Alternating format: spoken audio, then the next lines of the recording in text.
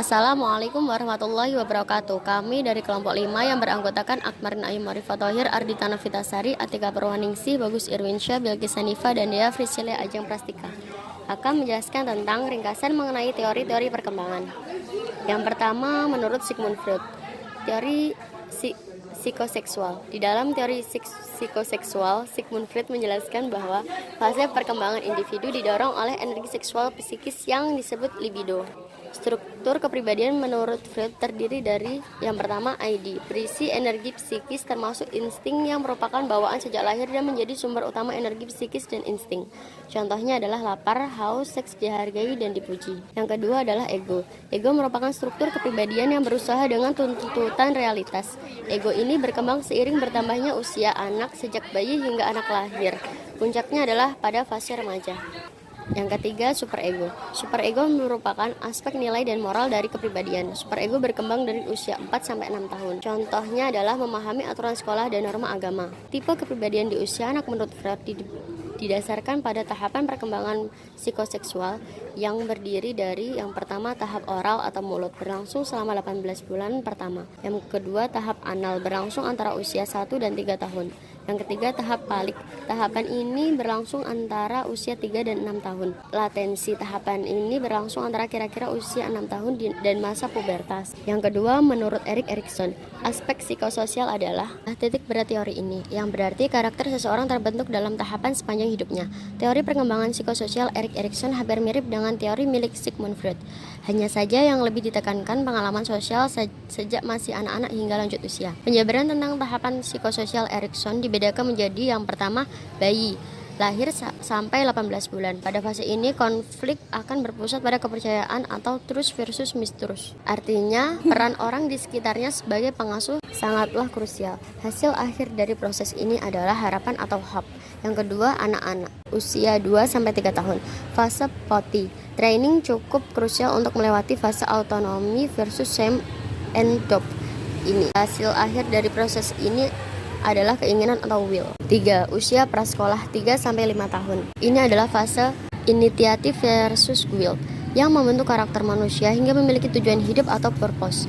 Hasil ini hanya bisa tercapai apabila anak berhasil menyeimbangkan kapan menyampaikan inisiatif dan kapan mau bekerja sama dengan orang lain. 4. Usia sekolah 6-11 tahun. Di fase industri versus inferiority ini, yang berhasil melewatinya akan merasa kompeten. Sebaliknya, yang gagal akan merasa inferior. Itulah mengapa hasil akhir dari fase ini adalah confidence. Yang kelima, remaja umur 12-18 tahun. Fase selanjutnya adalah identity versus role confusion, yaitu saat remaja mencari jati diri yang akan berpengaruh pada hidupnya dengan jangka panjang. Hasil akhir berupa fidelity, kemampuan untuk hidup berdampingan dengan harapan dan standar masyarakat. Yang keenam, awal dewasa umur 19-40 tahun. Fase intimasi versus isolation, berkaitan erat dengan hubungan kasih sayang dengan pasangan. Hasil akhir dari tahapan ini adalah love. Yang ketujuh, dewasa 40-65 tahun. Ini adalah fase generativity versus stagnation. Seseorang tentu ingin melakukan sesuatu yang membuat dirinya berguna. Hasil akhir dari fase ini adalah kepedulian atau care. Yang kedelapan, kematangan. Umur 65 tahun sampai meninggal dunia. Hasil akhir dari fase ini adalah kebijaksanaan atau wisdom. Orang yang merasa puas terhadap apa yang dilakukannya semasa muda akan siap menghadapi akhir hidupnya dengan damai. Teori perkembangan psikososial Erikson tidak berarti seseorang harus benar-benar berada di kutub positif atau negatif untuk bisa melihatnya. Justru yang terpenting adalah keseimbangan di antara kedua aspek. Yang ketiga, Jean Piaget. Teori ini menekankan bahwa pada anak-anak informasi tidak sekedar dituangkan ke dalam pikiran mereka dari lingkungan, tapi anak membangun secara aktif dunia kognitif mereka sendiri. Dikenal sebagai teori konstruktivisme, yaitu pengetahuan dibentuk oleh orang yang sedang belajar. Dua proses yang mendasari perkembangan dunia individu adalah perorganisasian. Manusia memaknai dunianya dengan mengumpulkan dan mengorganisir informasi skema. Struktur mental yang dibuat untuk mengorganisir ke dalam sistem yang lebih baik. Sistem pemikiran atau tindakan terorganisir yang memungkinkan informasi, konsep, pengetahuan yang sudah ada dalam pikiran seseorang. Struktur kognitif merupakan kelompok ingatan yang tersusun dan saling berhubungan, aksi dan strategi yang dipakai oleh anak-anak untuk memahami dunia sekitarnya. Proses kognitif Pada bayi, mula-mula mempunyai respon menghisap, melihat, menggapai, memegang yang berfungsi secara terpisah. Lama-lama respon ini akan diorganisasikan ke dalam sistem yang lebih tinggi yang merupakan koordinasi dari respon-respon tersebut.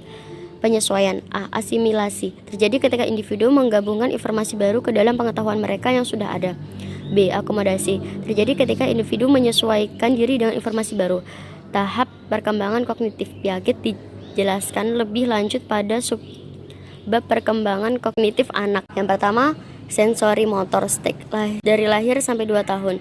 2. Preoperational stage 2 tahun sampai 7 tahun. Yang ketiga, concrete operational stage 7 tahun sampai 11 tahun. Yang keempat, formal operational stage 11 tahun sampai 15 tahun. Teori Skinner menerapkan teori operant conditioning, yaitu suatu teori pengkondisian atau penguatan perilaku, penguatan positif atau negatif berupa suatu tindakan yang mengkondisikan skala sesuai masa tahap pertumbuhan anak. Teori Skinner membagi pengkondisian operan dalam 2 konsep. 1. Penguatan penguatan positif atau rewarding. Frekuensi respon meningkat karena diikuti oleh stimulus yang mendukung. B. Penguatan negatif tidak menyenangkan. Frekuensi respon meningkat karena diikuti dengan penghilangan stimulus yang merugikan. 2. Hukuman. Konsekuensi yang menyebabkan suatu tingkah laku menjadi berkurang atau mungkin bisa langsung dihapuskan atau ditinggalkan. Hukuman ini jika dalam jangka panjang tidak efektif tapi hanya akan menekan, dan jika dihilangkan tingkat perilaku akan ke level semula. Yang kelima, Vygotsky.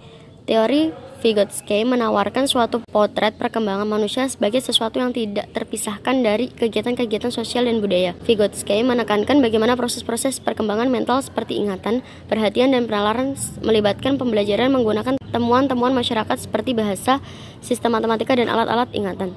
Konsep zona perkembangan proksimal. Zona perkembangan proksimal adalah istilah Vygotsky untuk rangkaian tugas yang terlalu sulit dikuasai anak seorang diri, tetapi dapat dipelajari dengan bantuan dan bimbingan orang dewasa atau anak-anak yang terlatih. Batas bawah dari ZPD adalah tingkat keahlian yang dimiliki anak yang bekerja secara mandiri. Konsep scaffolding adalah istilah terkait perkembangan kognitif yang digunakan Vygotsky untuk mendeskripsikan perubahan dukungan selama sesi pembelajaran di mana orang yang lebih terampil mengubah bimbingan suatu tingkat kemampuan anak. Dialog adalah alat yang penting dalam ZPD. Bahasa dan pemikiran. Menurut Vygotsky, anak menggunakan pembicaraan bukan saja untuk komunikasi sosial, tetapi juga untuk membantu mereka menyelesaikan tugas. Vygotsky mengatakan bahwa bahasa dan pikiran pada awalnya berkembang terpisah dan kemudian menyatu. Anak juga harus berkomunikasi secara eksternal dan menggunakan bahasa untuk jangka waktu yang lama sebelum mereka membuat transisi dan kemampuan bicara eksternal menjadi internal. Terima kasih, cukup sekian dari kelompok kami. Wassalamualaikum warahmatullahi wabarakatuh.